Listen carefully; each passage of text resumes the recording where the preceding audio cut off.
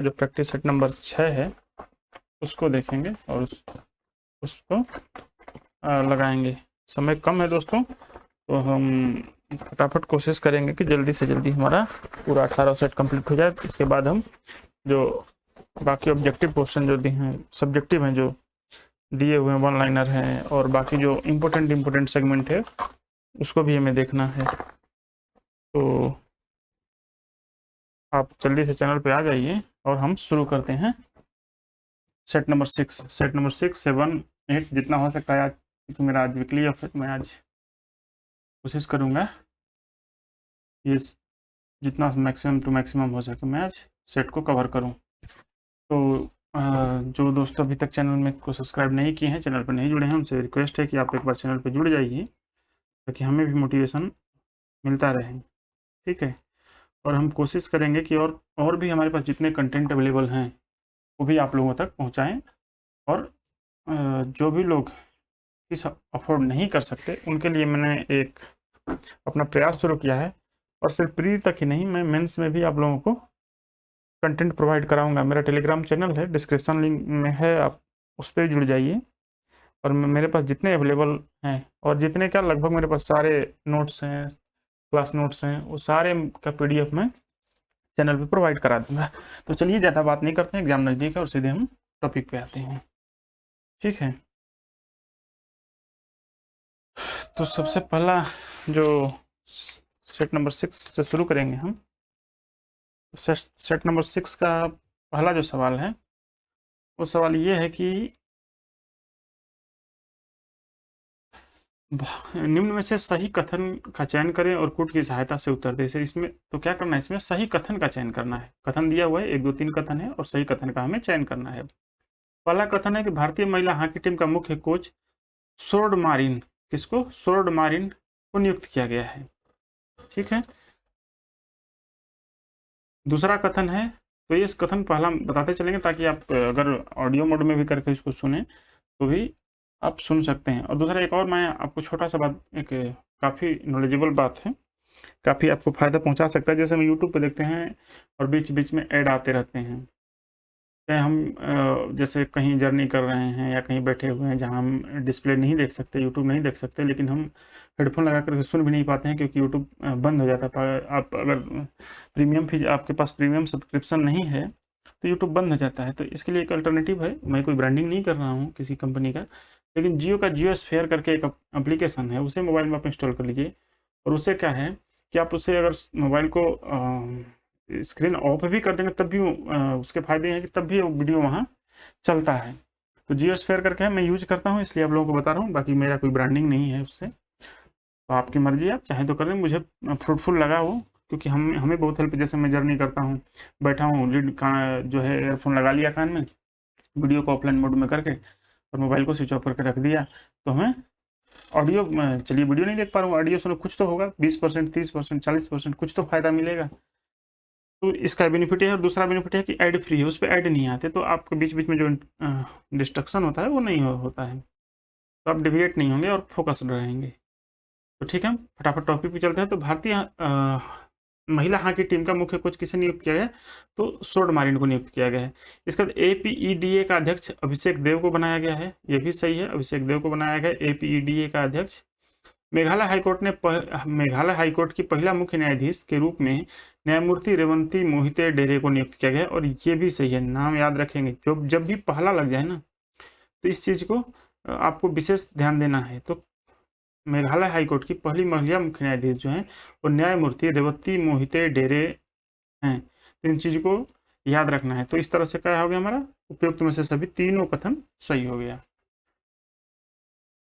Next क्या है, next थोड़ा सा इसको डिस्प्ले को बड़ा कर लेते हैं दोस्त, ताकि आपको देखने में, मोबाइल से भी देखें तो आपको दिक्कत ना आए। ठीक है, नागौरी अश्वगंधा जिसे हाल ही में भौगोलिक सांकेतिक GI जोग्राफिकल आइडेंटिफिकेशन टैग मिला है, मुख्य रूप से किस राज्य में उगाया जाता है। तो ये किस राज्य में उगाया जाता है, तो ये उगाया जाता है राजस्थान में। कहाँ, राजस्थान में। कौन सा है, नागौरी, नागौर राजस्थान। नागौर का नाम जानते होंगे, जहाँ पे सबसे पहले क्या लगा था, पंचायती राज लगाया गया था। जवाहरलाल नेहरू के द्वारा पंचायती राज का उद्घाटन राजस्थान के नागौर जिला से ही शुरू हुआ था। तो इस तरह से भी नागौर फेमस है। और यहाँ है नागौरी अश्वगंधा। ठीक है। अश्वगंधा एक आयुर्वेदिक बूटी है। तो नागौरी अश्वगंधा को जे टैग मिला है, जो राजस्थान में पड़ता है।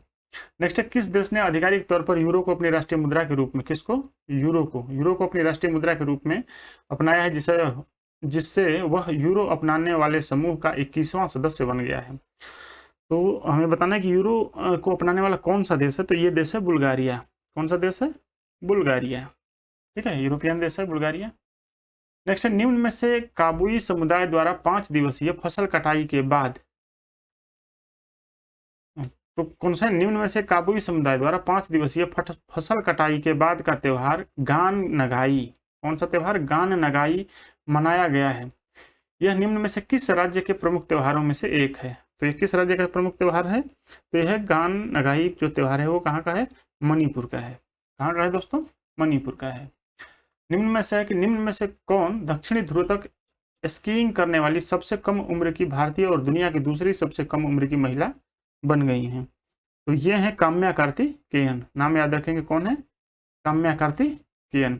दक्षिणी ध्रुव तक स्कीइंग करने वाले, स्कीइंग बर्फ पे होता है, तो दक्षिणी ध्रुव तक स्कीइंग करने वाली हैं ये महिला। किस राज्य सरकार ने साइबर मामलों से अपनी ऊर्जा इंफ्रास्ट्रक्चर को मजबूत करने के लिए एक कोर कमेटी और एक टास्क फोर्स का गठन किया है।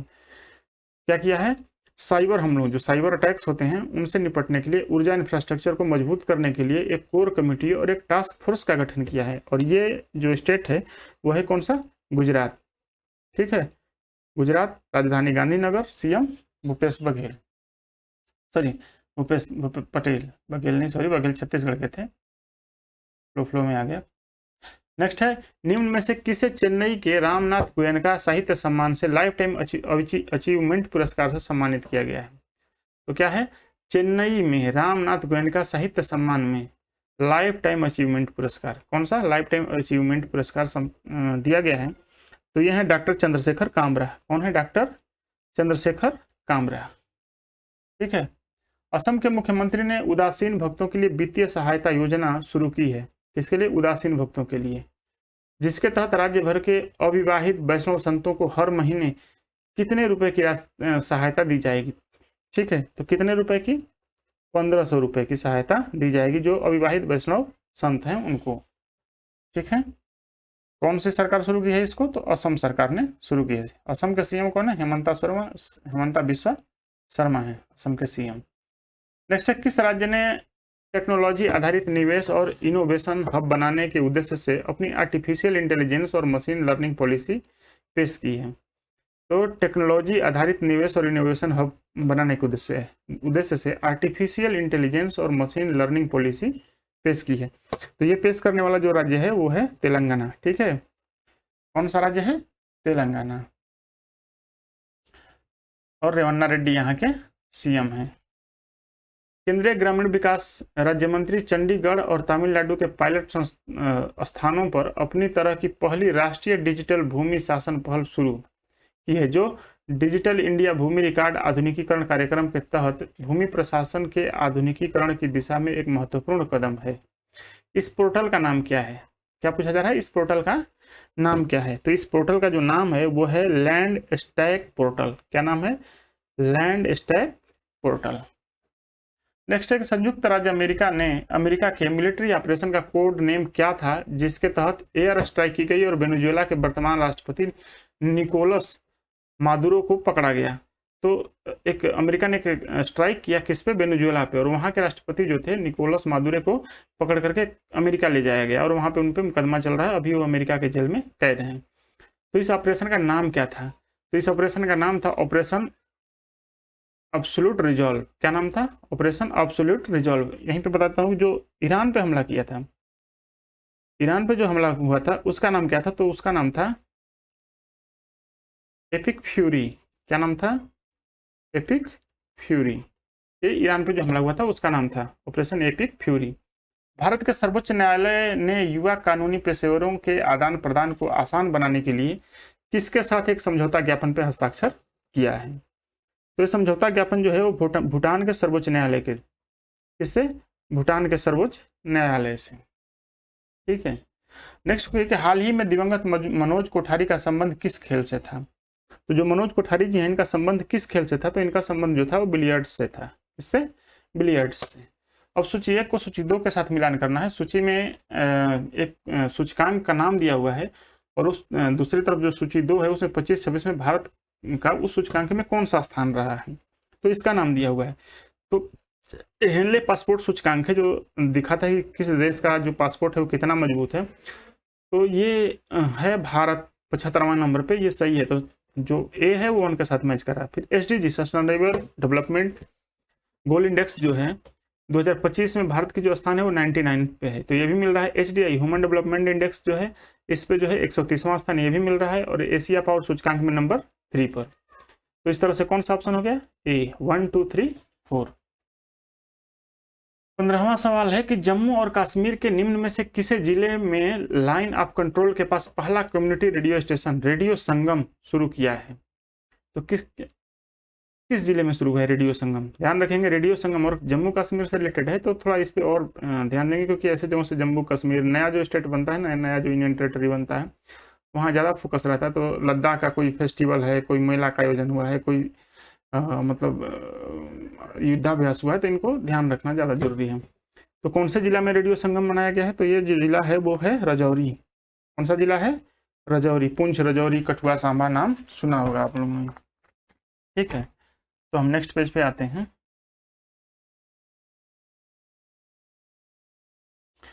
नेक्स्ट है जो हमारा 16वां कि निम्न में से गलत कथन का चयन करना है। ठीक है, कौन से कथन का चयन करना है, गलत। और एग्जाम में, अब तो एग्जाम नजदीक है, आपको बताऊं, जब भी ऐसा मिले गलत कथन, सही कथन, तो पहले सबसे पहले उसको अंडरलाइन करना है कि हमको करना क्या है। तो गलत कथन हमें छांटना है। कभी कभी हमें जल्दबाजी में क्या ऑप्शन मिलता है और हम मार्क निकल जाते हैं, फिर बाद में पता चलता है कि ये तो मैंने गलत कर दिया, तो गलत कथन चयन करना था। ठीक है, तो इस चीज़ को विशेष ध्यान देंगे। एग्जाम में अगर आपको बहुत टफ क्वेश्चन छूटे, वो ज़्यादा इंपॉर्टेंट नहीं है। ज़्यादा इंपॉर्टेंट है कि जो इजी क्वेश्चन है वो नहीं छूटने चाहिए।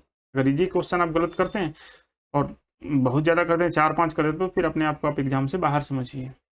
इसमें कोई आपको गड़बड़ी एक्सेप्टेबल नहीं है, इसलिए ध्यान दे करके कि कौन सा सही कथन चयन करना है, गलत कथन चयन करना है। क्वेश्चन को एक बार आंसर लगाने से पहले दोबारा जरूर पढ़िए। ठीक है, तो पहला जो कथन देखेंगे कि सांख्यिकी एवं कार्यक्रम कार्यान्वयन मंत्रालय ने सांख्यिकी नाम का अपना नया शुभंकर लॉन्च किया है। ठीक है, सांख्यिकी एवं कार्यक्रम क्रियान्वयन मंत्रालय जो है वो सांख्यिकी के नाम से अपना नया शुभंकर लॉन्च किया। सही है, बिल्कुल ठीक है। भारत सरकार की घोषणा के अनुसार भारत ने जापान को पीछे छोड़कर 4.18 ट्रिलियन अमेरिकी डॉलर का सकल घरेलू निवेश उत्पाद के साथ चौथी दुनिया की सबसे बड़ी अर्थव्यवस्था बन गई है। तो वैसे जब ये बुक लिखा गया तब तो ये दोनों आंसर सही हैं। तो क्या है, गलत कथन कौन सा है, कोई नहीं है। लेकिन अभी के परिप्रेक्ष्य में अभी क्या हुआ है कि भारत जो चौथी सबसे बड़ी अर्थव्यवस्था से फिर क्या हुआ है, 6th नंबर पे चली गई है। अब इसका ये मतलब नहीं है कि भारत का जो GDP है जो वो कम हुआ है, क्योंकि जो आप देख रहे हैं कि डॉलर के मुकाबले रुपए का जो डिप्रेसिएशन हो रहा है, इसके चलते हमारा जो टोटल GDP है उसकी वैल्यू कम हुई है, जिसके चलते हम किससे पीछे हुए हैं, जापान से पीछे हो गए हैं और ब्रिटेन से पीछे होकर हम नंबर 6th पे चले गए हैं। ठीक है, तो प्रेजेंट स्टेटस क्या है, नंबर 6 का है, तो हमें ध्यान रखेंगे। फिलहाल इस क्वेश्चन के हिसाब से तो आप केवल 2 भी मार सकते हैं, केवल 2 सही है। इन बुक में ऐसा दिया हुआ है, तो कई लोग बोलेंगे कि बुक में तो D दिया हुआ है, तो मैं दोनों बता देता हूँ कि बुक के हिसाब से D सही है और प्रेजेंट सिनेरियो के हिसाब से B सही है। हालिया जानकारी के अनुसार केंद्र शासित प्रदेश दादर और नगर हवेली और दमन एवं दीव द्वारा दीव के घोघला बीच पर आयोजित किए जा रहे दूसरे खेलो इंडिया बीच गेम्स, कौन सा, खेलो इंडिया बीच गेम्स में 8 खेलों में 2100 से ज्यादा एथलीट हिस्सा लेंगे। इन गेम्स का शुभंकर क्या है, तो पूछा जा रहा है कि इन गेम्स का शुभंकर क्या है। तो इस गेम्स का शुभंकर है पर्ल, पर्ल। ठीक है, कुछ वर्ड को याद रखें, जैसे पर्ल व्हील हो गया, पर्ल हो गया, मोर वीर हो गया, ये सब शुभंकर है, इनको याद रखेंगे। भारत के विदेश मंत्री ने वीमर ट्रायंगल में भारत की पहली भागीदारी में हिस्सा लिया। वीमर ट्रायंगल किन देशों का एक क्षेत्रीय राजनीतिक, किन देशों का एक क्षेत्रीय राजनीतिक समूह है, कौन सा, वीमर ट्रायंगल। कौन सा ट्रायंगल है, ध्यान रखेंगे, वीमर ट्रायंगल, बर्मुडा ट्रायंगल नहीं है, ये वीमर ट्रायंगल है। क्या एक क्षेत्रीय समूह है, तो ये है फ्रांस, जर्मनी और पोलैंड का। ये तीनों यूरोपियन देश है, कौन सा, फ्रांस, जर्मनी एंड पोलैंड।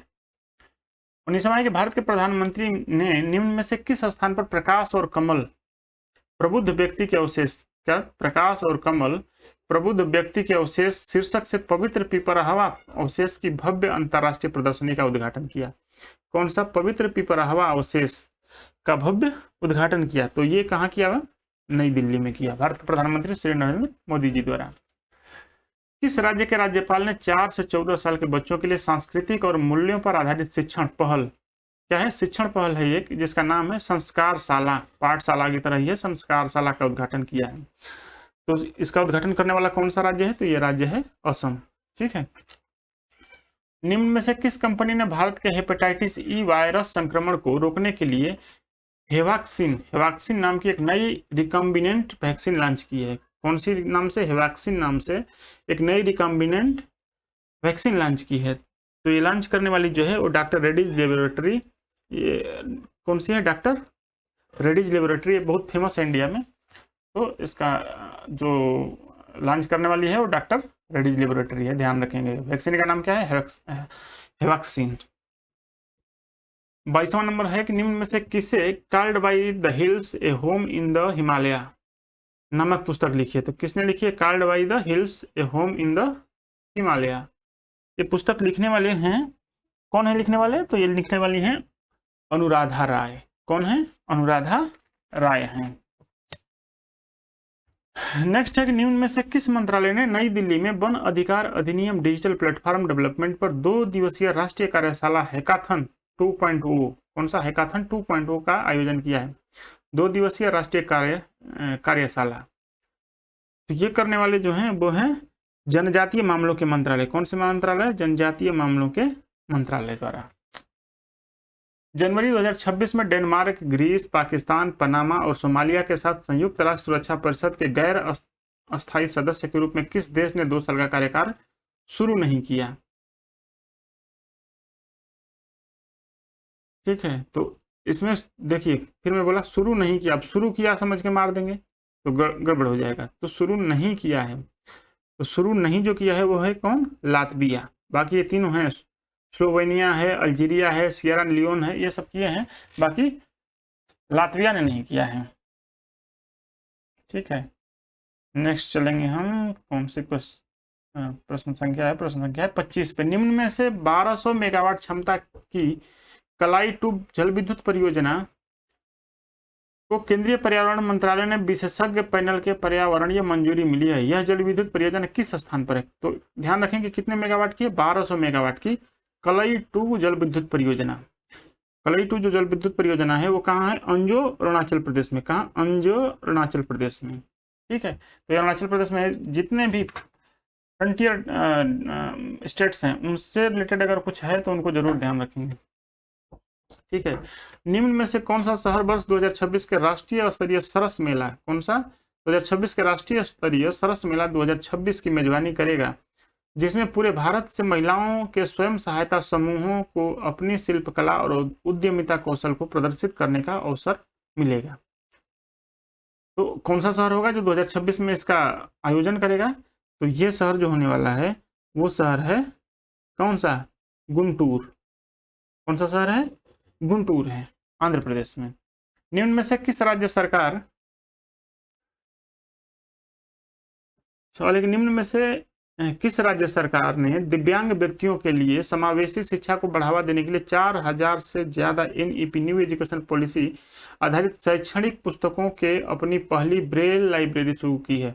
आप जानते होंगे ब्रेल लिपि जो है किससे संबंधित है? तो ब्रेल लिपि जो है वो दृष्टिहीन लोगों के लिए है। ब्रेल लिपि लुइस ब्रेल ने बनाई थी।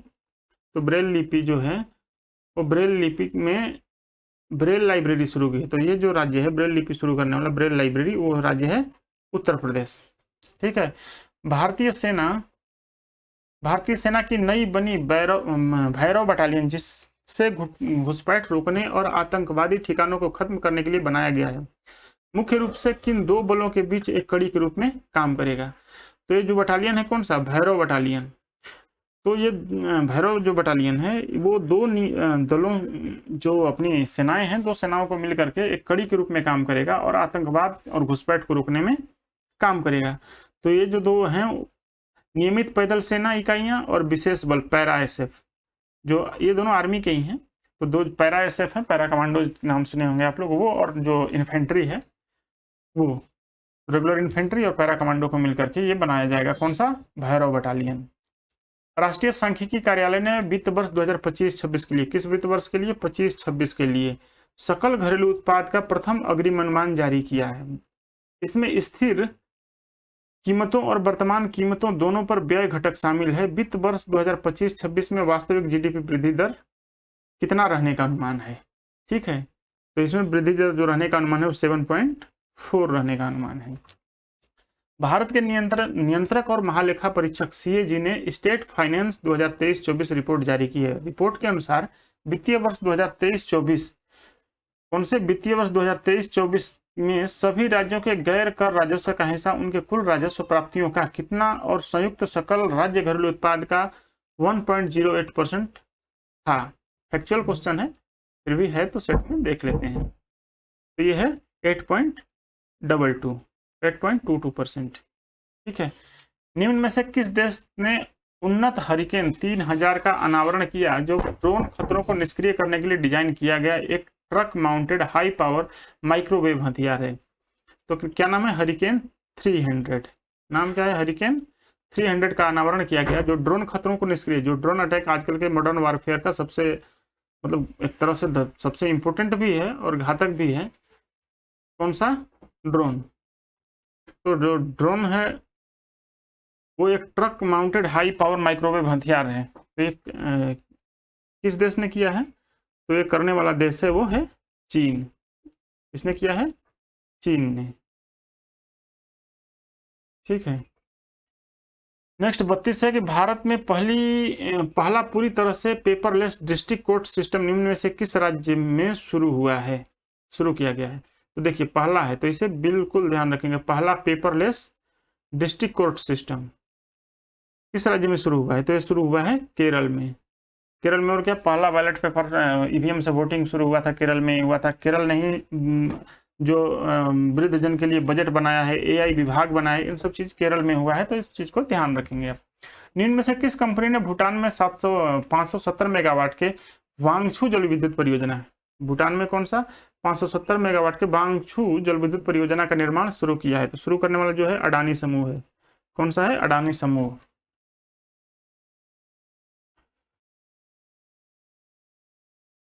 नासा के हबल स्पेस टेलीस्कोप द्वारा खोजे गए बिना तारों वाले गैस से भरपूर डार्क मैटर से भरे बादल का उपनाम क्या है, जिसे शुरुआती गैलेक्सी निर्माण का अवशेष माना जाता है, ठीक है। तो इसका नाम है क्लाउड 9। क्या नाम है, क्लाउड 9। ये स्पेस टेक्नोलॉजी का सवाल है तो इसको ध्यान देंगे। क्या है, क्लाउड 9। महिला और बाल विकास मंत्रालय ने महिलाओं और बच्चों के विकास की पहलों में समन्वय, पारदर्शिता और हितधारकों की सुनियोजित भागीदारी को मजबूत करने के उद्देश्य से एक एकीकृत कारपोरेट सामाजिक उत्तरदायित्व और साझेदारी सुविधा डिजिटल पोर्टल लॉन्च किया है। इस पोर्टल का नाम क्या है, तो किसके लिए किसने लॉन्च किया है, तो महिला और बाल विकास मंत्रालय ने महिलाओं और बच्चों के विकास की पहलों में समन्वय, पारदर्शिता और हितधारकों की सुनियोजित भागीदारी को मजबूत करने के उद्देश्य से, ठीक है। तो इस पोर्टल का जो नाम है, पोर्टल का नाम क्या है, तो पोर्टल का नाम है पंखुड़ी। क्या नाम है, पंखुड़ी। 36 है कि हाल ही में जारी रिपोर्ट विश्व आर्थिक स्थिति और संभावनाएं जनवरी 2026 के अनुसार संयुक्त राष्ट्र ने अनुमान लगाया है कि 2025 में 7.4% की तुलना में 2026 में भारत की जीडीपी वृद्धि दर कम होकर के कितना प्रतिशत हो जाएगी, तो ये हो जाएगी कितना, 6.6%। किसकी संभावनाएं हैं ये, तो विश्व आर्थिक स्थिति और संभावनाएं जो है वो संयुक्त राष्ट्र की रिपोर्ट है, संयुक्त राष्ट्र ने अनुमान लगाया है। समाचारों की सुर्खियों में रहे तूफान कालमेगी ने निम्न में से किस देश को अपनी चपेट में लिया है, तो कौन सा तूफान है, तूफान कालमेगी। तूफान कालमेगी इसने किस देश को चपेट में लिया है, तो इसने लिया है फिलीपींस को। किसको लिया है, फिलीपींस को लिया है। और किसको लिया है, वियतनाम को लिया है, ठीक है। तो इस तरह से आंसर कौन सा हो जाएगा, केवल एक और दो। बाल विवाह मुक्त भारत अभियान का लक्ष्य 2026 तक बाल विवाह की दर को 10% कम करना और 2030 तक भारत को बाल विवाह मुक्त बनाना है। यह अभियान किसके द्वारा शुरू किया गया था? तो ये अभियान जो शुरू किया गया है वो किया गया महिला एवं बाल विकास मंत्रालय के द्वारा। महिलाओं और बच्चों से है तो ऑब्वियसली है कि इसका मंत्रालय जो होगा वो महिला और बाल विकास मंत्रालय होगा। किस राज्य के मुख्यमंत्री ने कैंसर का जल्दी पता लगाने और निदान के लिए डिजाइन की गई भारत की पहली कैंसर वैन, कौन सी भारत की पहली कैंसर वैन जिसका नाम आशा वैन है, का उद्घाटन किया है? ठीक है, फिर इसमें लगा हुआ है, मैं हाईलाइट कर रहा हूँ कि पहली लगा हुआ है, तो पहला पहली जहाँ लगा हो उसको जरूर ध्यान रखेंगे, पहला अंतिम जो लगा है उसको जरूर ध्यान रखेंगे। तो इसका नाम क्या है? आशा वैन नाम है। तो आशा वैन कहाँ शुरू हुआ है? तो जो आशा वैन शुरू हुआ है वो कहाँ हुआ है? गुजरात में। कहाँ पे? गुजरात में। निम्न में से किस राज्य की सरकार ने आधिकारिक तौर पर अरलम वन्यजीव अभयारण्य का नाम बदल करके अरलम तितली वन्यभरण कर दिया है, जिससे वह राज्य का पहला तितली अभयारण्य बन गया है? क्या? फिर पहला है, राज्य का पहला तितली अभयारण्य बन गया है। पहले नाम क्या था? अरलम वन्यजीव अभयारण्य था, अरलम वन्यजीव अभयारण्य। अब नाम बदल करके अरलम तितली, सिर्फ तितली इसमें एड ऑन हुआ है, तो अरलम तितली वन्यजीव अभयारण्य, और ये अभयारण्य है केरल में। कहाँ पे है? केरल में। नेक्स्ट है कि रातापानी टाइगर रिजर्व, कौन सा tiger reserve? Ratapani tiger reserve Madhya Pradesh का नाम निम्न से किस पुरातत्वविद के नाम पर रखा गया है? तो रातापानी का नाम श्री विष्णु श्रीधर वाकनकर के नाम पर। किसके? श्री विष्णु श्रीधर। और जहां तक मुझे रिकॉल हो रहा है कि हाँ, जो भीमबेटिका है इसका भी खोज इन्होंने किया था। भीमबेटिका गुफा है जो, उनका भी खोज श्री विष्णु वाकनकर। एक बार आप लोग चेक कर लीजिएगा, शायद गलत भी हो सकता है, लेकिन मुझे जहां तक रिकॉल हो रहा है। ठीक है, तो किस राज्य ने पोषण उड़ान 2026 पोषण उड़ान 2026 की शुरुआत की है, जो एक अनोखी पहल है जो महिलाओं और बच्चों के बीच पोषण, स्वच्छता और समग्र स्वास्थ्य के बारे में जागरूकता बढ़ाने के लिए पतंग उत्सव का इस्तेमाल करती है? सवाल फिर से पढ़ता हूं कि किस राज्य ने पोषण उड़ान 2026, योजना का नाम है पोषण उड़ान 2026 की शुरुआत की है, जो एक अनोखी पहल है जो महिलाओं और बच्चों के बीच पोषण, स्वच्छता और समग्र स्वास्थ्य के बारे में जागरूकता बढ़ाने के लिए पतंग उत्सव, किसका? पतंग उत्सव का इस्तेमाल करती है। तो ये कौन सा है पतंग उत्सव? आपको पता होगा, रण क्षेत्र में होता है, और क्या है ये, कहाँ पड़ता है? तो गुजरात में पड़ता है। ठीक है, पूरे गुजरात में ही होता है पतंग उत्सव। तो केंद्रीय संचार मंत्री ने 24 और 48 घंटे के अंदर डिलीवरी सुनिश्चित करने के लिए इंडिया पोस्ट की 3 नई सेवाएं शुरू करने की घोषणा की है। इन सेवाओं का नाम क्या है? ठीक है, तो क्या किया है केंद्रीय संचार मंत्री? कौन है आपको पता है केंद्रीय संचार मंत्री? श्री अश्विनी वैष्णव। 24 और 48 घंटे के अंदर डिलीवरी सुनिश्चित करने के लिए इंडिया पोस्ट की 3 नई सेवाओं शुरू करने की घोषणा की। इन सेवाओं का नाम क्या है? इन सेवाओं का नाम है 24 स्पीड पोस्ट, इसके बाद 24 स्पीड पोस्ट पार्सल और स्पीड पोस्ट 48। ये 3 सेवाएं हैं। भारतीय विशिष्ट पहचान प्राधिकरण UIDAI ने आधार शुभंकर लॉन्च किया है, जो आधार सेवाओं की सार्वजनिक समझ को सरल बनाने के लिए एक नया संचार साथी है। इस शुभंकर का नाम क्या है? ठीक है, UIDAI जो है, जो आधार की डाटाबेस को रखता है, आधार को नियमित करता है, तो उसने एक शुभंकर लॉन्च किया है ताकि इसकी सार्वजनिक समझ जो है, आधार सेवाओं की जो सार्वजनिक समझ है उसको और सरल बनाया जा सके। तो UIDAI ने कौन सा शुभंकर लॉन्च किया है? तो इसने जो शुभंकर लॉन्च किया है उसका नाम है उदय। क्या नाम है? उदय। हाल ही में DRDO, defence research development organisation की सैनिक के लिए विकसित स्वदेश तकनीक का संबंध किससे है? कौन सी तकनीक है? स्वदेश। किसने डेवलप किया है? DRDO। तो इसका जो संबंध है वो संबंध है किससे? पोर्टेबल जल शुद्धिकरण प्रणाली से। ठीक है, पोर्टेबल जल शुद्धिकरण प्रणाली से। जब कोई भी हमारा सेना ऑपरेशन में जाता है, जंगल में जाता है, तब उनके लिए एक पेयजल उपलब्ध होना मतलब एक बहुत चैलेंजिंग काम है, क्योंकि हर आदमी को कम से कम मिनिमम 2-3 लीटर तो पानी चाहिए ही चाहिए पर डे। तो इसके लिए इन्होंने क्या किया है? DRDO ने एक portable water filtration system develop किया है, जिसका नाम है, क्या नाम है? स्वदेश। हाल ही में महामारी रोग अधिनियम के तहत मानव रेबीज को एक अधिसूचित रोग घोषित करने की घोषणा किसने की है? तो क्या है? महामारी रोग अधिनियम। कौन सा? महामारी रोग अधिनियम के तहत मानव रेबीज को एक अधिसूचित रोग घोषित करने की घोषणा किसने की है? तो ये घोषणा जो की है वो घोषणा की है दिल्ली ने। किसने? दिल्ली ने। संयुक्त राष्ट्र ने राइजलैंड और पशुपालकों के लिए अंतर्राष्ट्रीय वर्ष किसे घोषित किया है? किसने? संयुक्त राष्ट्र ने, यूएन ने किया है रेजलैंड और पशुपालकों के लिए। तो ये जो घोषित किया है वो घोषित किया है वर्ष 2026 को। किसको? 2026 को। 48 क्वेश्चन है कि निम्न में से किस संस्थान के शोधकर्ताओं ने सूर्य के प्रकाश का उपयोग करके कार्बन डाइऑक्साइड को मिथेनॉल फ्यूल में परिवर्तित करने वाला एक फोटो कैटलिटिक मटेरियल बनाया है? क्या बनाया है? निम्न में से किस संस्थान के शोधकर्ताओं ने? पहली बात, संस्थान का नाम याद रखना है। किया क्या है कि सूर्य के प्रकाश का उपयोग करके कार्बन डाइऑक्साइड को मिथेनॉल फ्यूल में परिवर्तित किया है। ठीक है, और इसको परिवर्तित करने के लिए एक फोटो कैटालिटिक मटेरियल बनाया है। तो ये जो है वो किस संस्थान के शोधकर्ता हैं? तो ये संस्थान का नाम है भारतीय प्रौद्योगिकी संस्थान गुवाहाटी। कौन सा संस्थान है? भारतीय प्रौद्योगिकी संस्थान गुवाहाटी, IIT गुवाहाटी। 49 क्वेश्चन है कि जनवरी 2026 में सुप्रीम कोर्ट ने केंद्र सरकार के किस कानून को रोमियो जूलियट क्लॉज लाने का आग्रह किया है? केंद्र सरकार ने, बहुत चर्चा में रहा, ये बहुत न्यूज पे कवर किया, जिसका नाम है रोमियो जूलियट क्लॉज लाने का आग्रह किया। किसने आग्रह किया था? सुप्रीम कोर्ट ने सरकार से आग्रह किया था कि आप रोमियो जूलियट क्लॉज लाइए। तो ये किसमें किया था? पोक्सो एक्ट में। पोक्सो एक्ट में। ठीक है। इस सेट का आखिरी और 50वां क्वेश्चन है कि भारतीय सेना ने किस देश के साथ लंबी दूरी के रॉकेट लॉन्चर सूर्यास्त्र, क्या नाम है, सूर्यास्त्र के लिए समझौता किया है? किसके साथ भारतीय सेना ने किया है और किसके साथ किया है? तो इसराइल के साथ। किसके साथ? इजराइल के साथ। तो इस तरह से हमारा 50 कंप्लीट होता है। तो आप इसको मैं उसी जो हमने बनाया है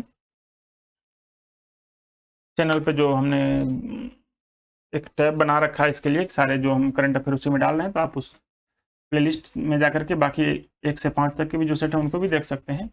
और दूसरी बात है कि अगर आपको प्रयास अच्छा लगता है तो एक बार चैनल को सब्सक्राइब जरूर कर दें, वीडियो को लाइक कर दें, ताकि मोटिवेशन मेरा भी बना रहे। और आपको आगे भी बताता हूँ कि मैं और भी वीडियो लाने वाला हूँ, तो अगर आप लोग का रिस्पॉन्स बेहतर रहा तो मैं और भी वीडियो लेके आऊँगा।